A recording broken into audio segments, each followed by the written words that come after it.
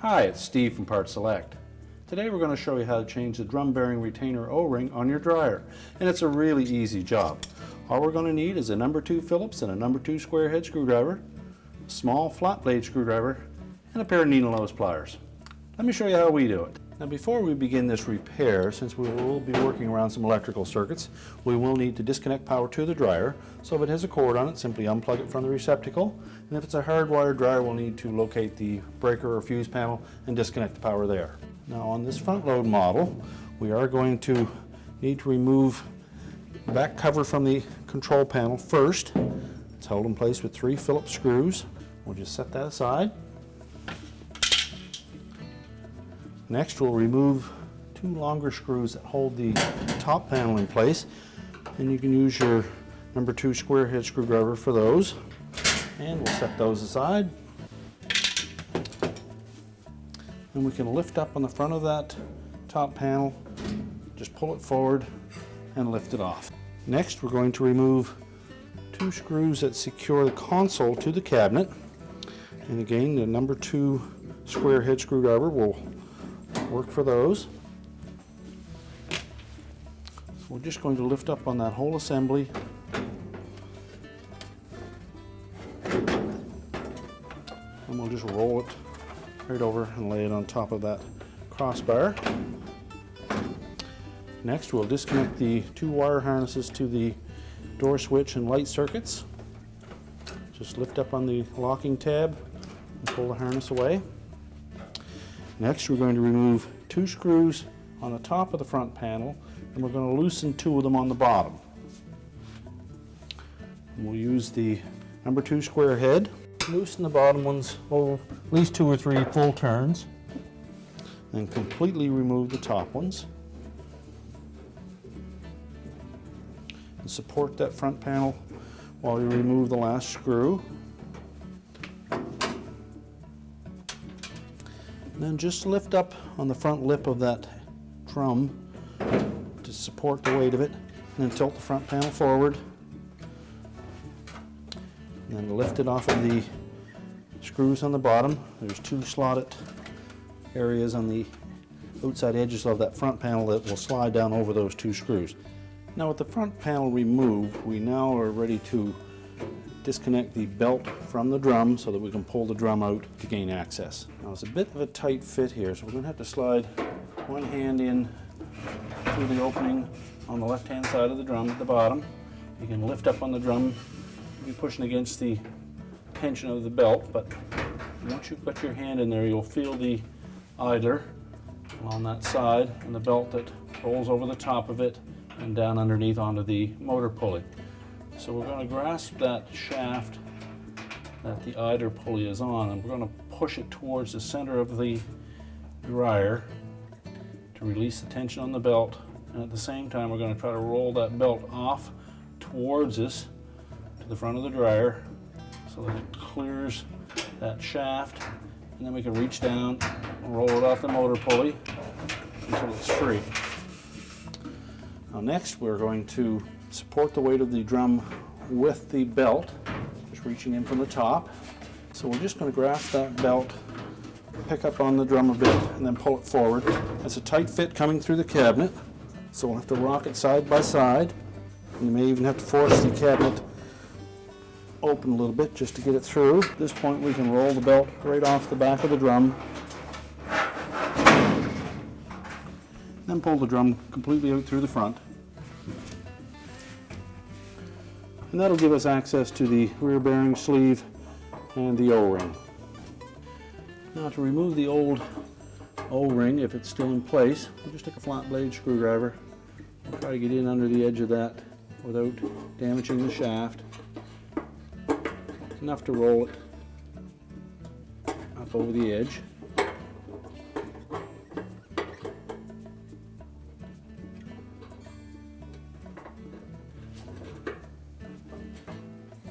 Discard the old one. And we'll check the bearing at this point, and if it appears worn, we should replace that at the same time. Now to install the new O-ring, we'll first make sure that that groove is free of any debris. Just take our flat blade and clear that out, and make sure there's no burrs on that shaft that may damage the new retaining O-ring. And simply force it down over the end of the shaft until it drops into the groove. Now when reinstalling the drum on this dryer, because it's very hard to see how to reroute the belt around the idler pulley and motor shaft, we've removed the drum to give you a better idea. So with the drum in place and the belt just hanging around the perimeter of the drum, we're going to feel our way through that. We're going to pull that belt up over top of the idler, and we're going to pull it down while pulling tension on that idler towards the center so that we can roll the belt around the motor pulley and let the tension hold it in place. Now we'll start by just inserting the back of the drum into the cabinet. You may need to wiggle it through that opening because it's a bit snug. Now the belt is going to ride in the groove towards the back, so once we get it back part way, we can take that belt, we'll drape it right around the drum. We'll keep the groove side of the belt against the drum and get it roughly into position. And we can use that belt to lift the drum as we push it back into place. Then we want to center it up so that the bearing and shaft line up with the bearing receptacle on the back panel.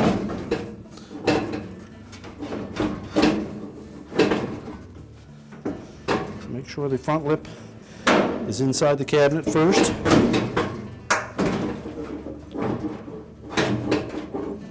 Then we'll just carefully lift it, center it up. And once we've got both lips of that drum inside the cabinet, we'll line up that rear bearing, make sure it's fully inserted. Again, we'll verify that we've got the belt in the proper groove.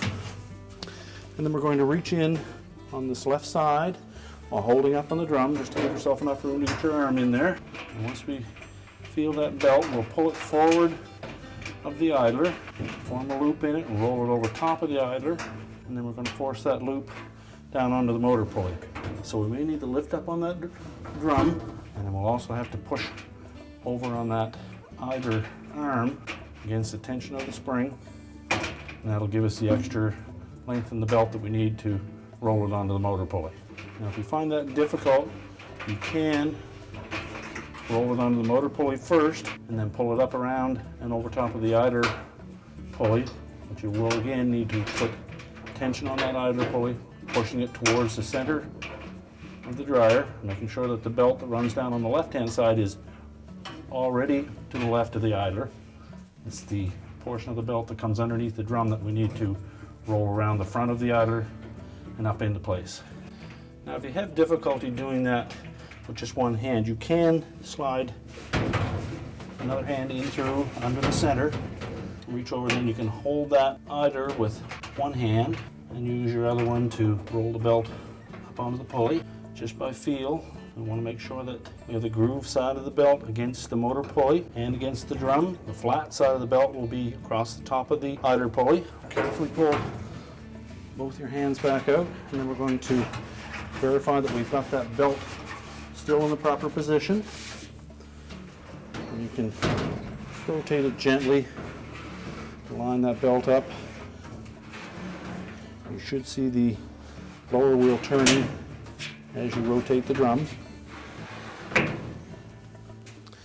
Then I'll give it a couple of full turns just to make sure that everything is in position. Check the belt. It's lined up properly. We can now go ahead and put the front panel on.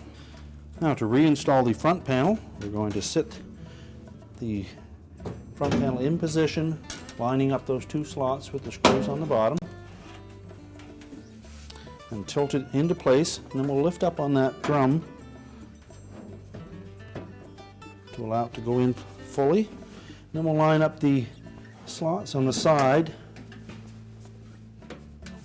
with the openings in the cabinet, and then replace the two screws. Next, we'll tighten the two screws on the bottom. Next, we'll reconnect the wire harnesses. Make sure that the locking tabs engage, and then we can rotate that console. Then we're going to line up these tabs to catch over the edge of the top and the front panel.